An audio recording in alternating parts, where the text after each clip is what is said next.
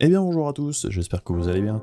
Alors aujourd'hui on va encore une fois parler un petit peu des dernières rumeurs qu'on a eues sur Ampère. Il y a eu quelques leaks et infos intéressantes au cours du week-end. Alors on n'avait pas eu grand chose à se mettre sous la dent depuis la conférence d'NVIDIA du mois dernier, la conf de la GDC qui avait été annulée. Bon, ça c'est sans surprise concentré principalement sur les cartes pro, donc pour nous les gamers c'est pas super intéressant. Mais bon, il y a eu quelques petites infos à glaner à droite à gauche sur tout ça. Mais du coup, j'en avais pas vraiment reparlé depuis parce qu'il n'y avait pas grand chose à dire. Donc, on va faire un petit point sur les dernières infos et rumeurs avec ce qu'on a eu ce week-end. Allez, c'est parti!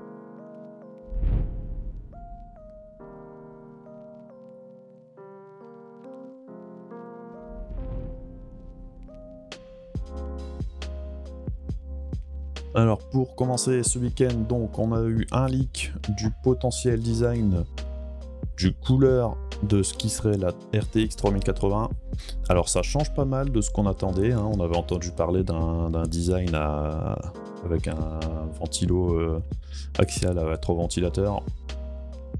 Là apparemment on serait parti vers une sorte de blower amélioré avec un ventilateur au-dessus et un en dessous. Pourquoi pas. Le carénage semble être un peu plus grand que la carte elle-même. Alors c'est déjà quelque chose qu'on a vu sur des cartes chez AMD ou chez des partenaires d'NVIDIA aussi.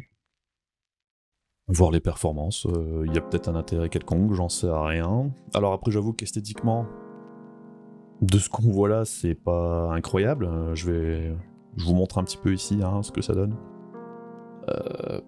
Bon, c'est un parti pris, au moins c'est original. J'avoue que je préférais mon ventilo sur le côté, mes deux moulins comme sur les précédentes Founder Edition, donc on verra bien, mais peut-être que ça dissipe mieux la chaleur, à voir par la suite.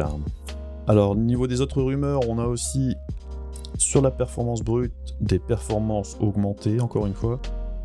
Donc on entend parler de environ 150 à 200 MHz supplémentaires pour le GPU, ce qui nous amènerait à pas loin de 2500 MHz, ce qui est énorme pour un GPU. Et la RAM serait elle aussi maintenant passée sur de la GDDR6X, tournant à 10500 MHz. Donc au final, ça nous donnerait des perfs entre 10 et 15% supérieurs de ce qu'on avait déjà eu dernièrement avant. Donc en faisant le total, ça nous amènerait à entre 60 et 90% de performance supérieure au 2080 Ti et donc au Titan RTX, ce qui est énorme. Bon alors encore une fois, le 90%, je pense que c'est dans le meilleur des cas, avec le RTX activé et compagnie, à mon avis, c'est là qu'on aura le plus de gains. Donc ça pourrait être intéressant, encore une fois, si c'est une augmentation de performance sur la gamme entière, et pas juste sur le très haut de gamme. Mais on sent qu'NVIDIA est en train d'apporter les derniers petits réglages sur sa gamme de cartes, et on sent que malgré tout, ils essayent de pousser ça le plus haut possible. Il y a pas mal de rumeurs également sur les cartes d'AMD. On a vu dernièrement AMD communique un petit peu sur ses RDNA2 en coulisses ou même sur Twitter. Il y a eu des petites infos vite fait. Et donc le fameux RDNA2 qui équipera les prochaines cartes graphiques de la marque et aussi les prochaines consoles.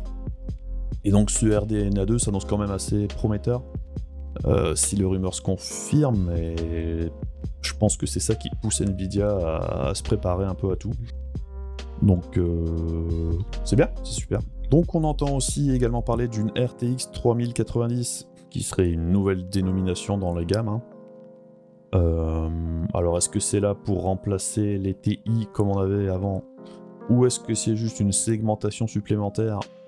Ça reste à voir. On sait qu'NVIDIA avait des puces en préparation chez TSMC et Samsung, et non plus uniquement chez TSMC comme c'était le cas auparavant. Donc les puces en provenance de Samsung sont apparemment en retard. Donc c'est peut-être ça qui pousserait NVIDIA à construire son haut de gamme autour du GA102 pour la 3090 et la 3080, qui en serait une version castrée donc, au lieu du GA103 qui était prévu à la base pour la RTX 3080. Donc on verra bien ce que ça donne. Mais il semble clairement qu'NVIDIA se prépare à envoyer la sauce sur le haut de gamme.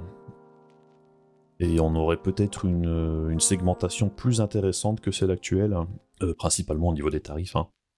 Je veux dire, entre la 2080 Super et la 2080 Ti, il y a quand même un gap de 400 €, ce qui est le prix d'une 2060, hein, plus ou moins.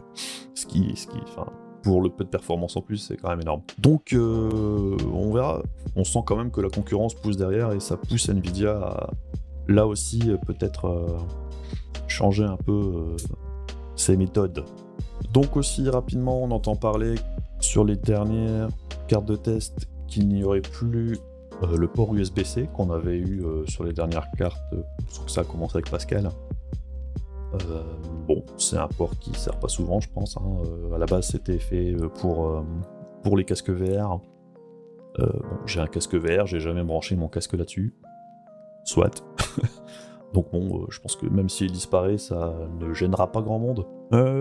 Chose un peu plus gênante pour moi, je trouve, ce serait quelques features dont on avait parlé précédemment qui ne seraient pas sur toute la gamme. Alors, est-ce que c'est toute la gamme gamer ou est-ce que c'est juste que sur le haut de gamme ou sur les cartes les plus puissantes? J'en sais rien, on verra bien. Mais bon, apparemment, le NV Cache, donc le cache spécialisé qui permettait d'un peu de faire jonction entre la VRAM et les ressources système, donc SSD et mémoire interne du PC. Donc apparemment, ce serait réservé aux cartes Pro ou peut-être au GA102, j'en sais rien. Mais ce serait pas sur toute la gamme. Un peu dommage. Je pense que c'était une feature intéressante.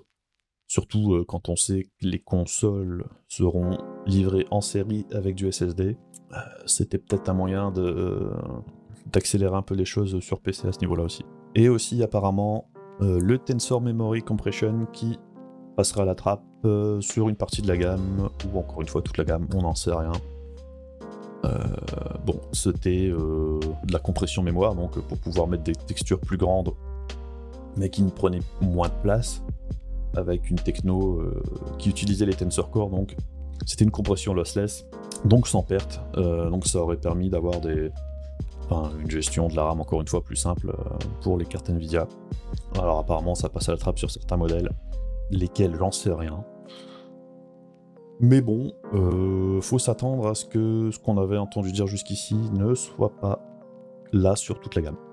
Bon, par contre, on n'a pas de news sur tout ce qui est DLSS 3.0, le RTX Voice amélioré et le NVENC 4K qui serait toujours de la partie E.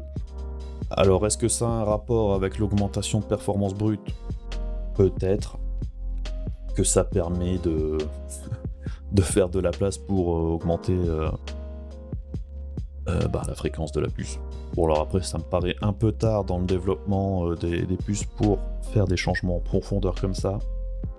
Donc c'est peut-être juste une histoire de segmentation. On verra bien. Et donc, pour finir, la date de sortie serait toujours prévue pour septembre. Alors on sait qu'AMD souhaite dégainer rapidement aussi, donc je sais pas qui arrivera en premier. Des dernières rumeurs, j'avais entendu dire qu'AMD serait un peu plus tard dans la course. À voir également. Mais on sent qu'NVIDIA se prépare à toutes les éventualités que sa prochaine gamme, hein, en poussant ses cartes au max. Donc encore une fois, la concurrence, ça a du bon. On va enfin peut-être avoir des cartes avec des performances du niveau des 1080 Ti d'il y a 3 ans, hein, à des prix plus raisonnables que les 500 € qu'on se traîne depuis ce temps-là. Les 1080 Ti n'ont jamais vraiment baissé de prix tant que ça. À part quand il y a eu les soldes des mineurs en occasion, mais bon, ça c'était un autre délire. À voir. Mais moi, franchement, pour la rentrée, je m'attends à un bain de sang au niveau du prix des cartes graphiques. Je pense que ça va être une boucherie hein, sur les gammes actuelles et précédentes. Tant mieux, quelque part, tant mieux. Mais préparez-vous. Si vous avez une 2080 Ti ou une 2080 Super, encore une fois, j'essaierai de pas rester avec. Moi je m'en suis déjà débarrassé, hein, donc voilà. Et je suis aussi hyper intéressé de voir ce qu'AMD a dans le ventre.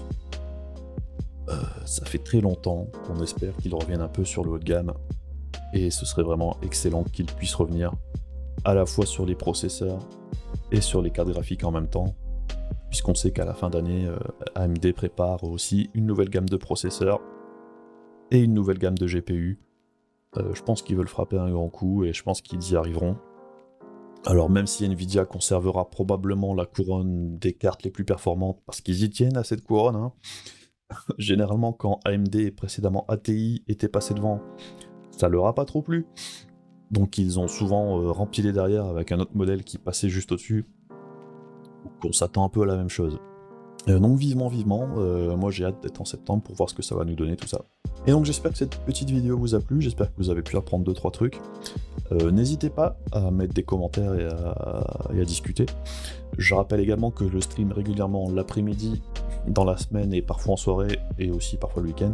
Donc n'hésitez pas à venir faire coucou, à poser des questions, peu importe le choix de sujet, hein, même sur YouTube j'aborde des choses assez différentes.